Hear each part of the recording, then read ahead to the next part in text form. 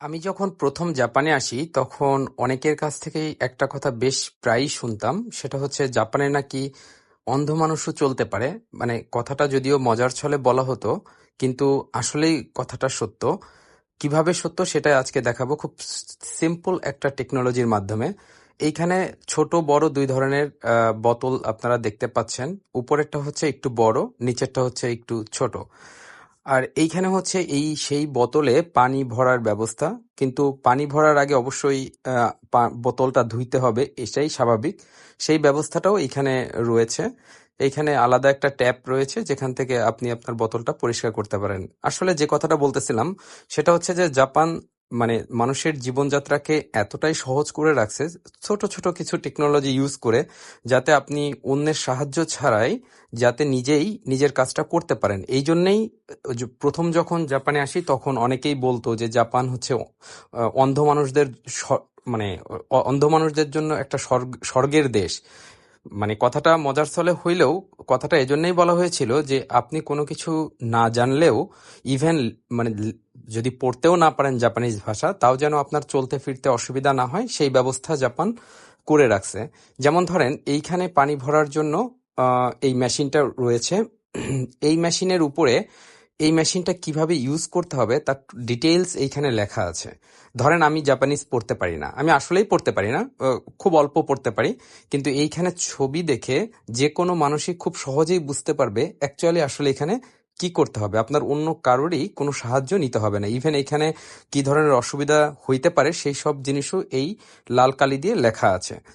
তো ধরেন আমি আমার বোতলটা হচ্ছে বড় বোতল, যে কারণে আমি ডান পাশের বাটনটা চাপ দিব। এইটা এখানে লেখা আছে ও কি বোতলু, মানে হচ্ছে বড় বোতল, আর পাশেরটা হচ্ছে ছোট বোতল। তো তারপরেই আছে যে এখানে ইনস্ট্রাকশন দিচ্ছে যে আপনি এটা বের করুন, বের করে এখানে আপনার ক্যাপটা রাখুন বোতলের। মানে কি সুন্দরভাবে, মানে আপনি যদি পড়তেও না জানেন তাও আপনি বুঝতে পারবেন যে আসলে আপনার কি করতে হবে। তো প্রিপেয়ার হয়ে গেছে মেশিন, আলো জ্বলছে, শুধুমাত্র তখনই আপনি এই বোতলটা ঢোকাইতে পারবেন। আলো না জ্বলার আগ পর্যন্ত আপনি এই ডোরটা ওপেন করতে পারবেন না, কারণ ওই ততক্ষণে এই মেশিনটা প্রিপেয়ার হয় বিশুদ্ধ পানি ভরার জন্য। এইখানে পার্সেন্টেজ হিসাবে দেখানো হয় যে কতটুকু আপনার বোতলটা ভরছে বা কত সময় আর লাগতে পারে, বিষয়টা এরকম। তার মানে হচ্ছে এই পার্সেন্টেজ দেওয়ার মানে হচ্ছে যাতে আপনি সতর্ক থাকেন বা আপনি বুঝতে পারেন যে কখন আপনার বোতলটা ভরে যাবে, তখন আপনি অন্য কাজ করলেও আপনি যেন এই বোতলটা নেওয়ার জন্য প্রস্তুত থাকেন। এই জন্য মূলত এই পার্সেন্টেজের ব্যবস্থাটা এখানে দিয়া। তার মানে হচ্ছে যে একজন মানুষ যদি জাপানিজ ভাষা পড়তে নাও পারে, সে খুব সহজেই মানে ছবি দেখে দেখে হইলেও সে বুঝতে পারবে যে অ্যাকচুয়ালি সে কিভাবে এই মেশিনটা ইউজ করবে। তো প্রথমে আমি এই কথাটাই বলার চেষ্টা করছিলাম যে জাপানে আসলে ছোট ছোট কিছু টেকনোলজির মাধ্যমে মানুষের জীবনযাত্রাকে এতটাই সহজ করে ফেলছে। যেমন দেখেন, ইনস্ট্রাকশন দিচ্ছে যে আপনি দরজাটা খুলুন, ঢাকনাটা খুলুন, খুলে আপনার বোতলটা বের করুন। তারপরে ইনস্ট্রাকশন দিচ্ছে যে আপনি যেখানে বোতলের ক্যাপটা রেখেছিলেন ওইটা বের করে আপনি আপনার বোতলের ঢাকনাটা বন্ধ করুন।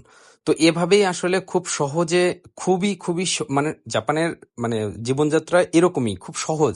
ইভেন আপনার পানি পড়ে গেছে, এখন এটা পরিষ্কার করার জন্য এখানে ফ্রি টিস্যু আছে, যাতে আপনারা তো জানেনই জাপান পরিষ্কার পরিচ্ছন্ন একটা দেশ, যে কারণে ওরা এই ব্যবস্থাটা করে রেখেছে। আসলে ইমপ্রেসিভ।